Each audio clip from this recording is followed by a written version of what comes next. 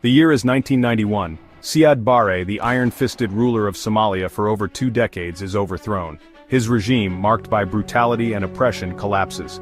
But the victory for the Somali people is short-lived. Instead of ushering in an era of peace and stability, Barre's fall triggers a descent into chaos. Clan-based militias vying for power plunge the nation into a brutal civil war.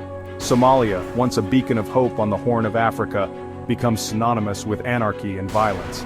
The very fabric of Somali society, woven together by clan ties and traditions, is torn apart. The world watches in horror as Somalia's fragile state collapses. The international community, caught in the throes of its own political complexities, struggles to respond. The Cold War, which had shaped global alliances for decades, is over. A new world order is taking shape, but its contours remain undefined. In this vacuum of uncertainty, Somalia's plight becomes a tragic testament to the challenges of a changing world.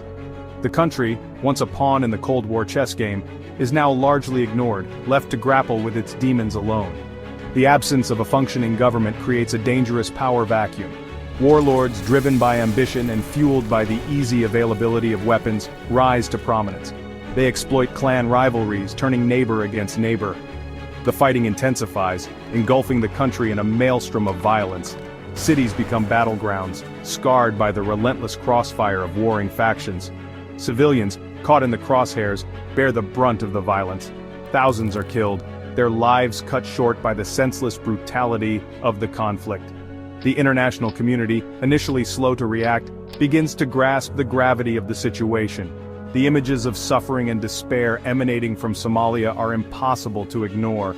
The world is reminded of its collective responsibility to protect innocent lives.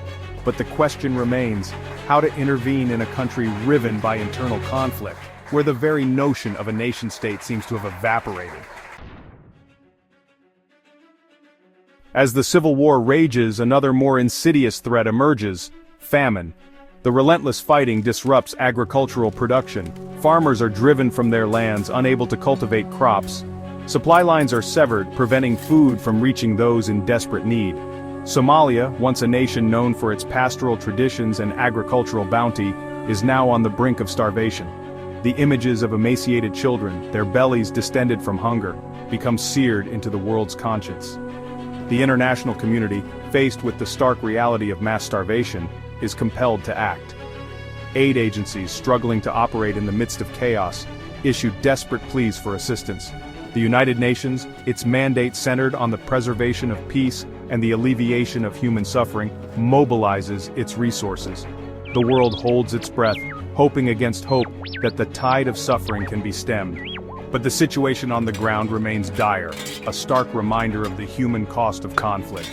The famine in Somalia is not merely a natural disaster, it is a man-made catastrophe. The warring factions, blinded by their lust for power, show little regard for the plight of their own people. Food aid, intended for the starving masses, is looted and used as a weapon of war. Warlords, recognizing the strategic value of food, hoard it, denying sustenance to their rivals and their supporters. The humanitarian crisis becomes entangled in the complex web of political and clan-based rivalries. The world watches in horror as the situation in Somalia deteriorates. The images of starving children, their eyes hollow with hunger, become a symbol of the human cost of conflict.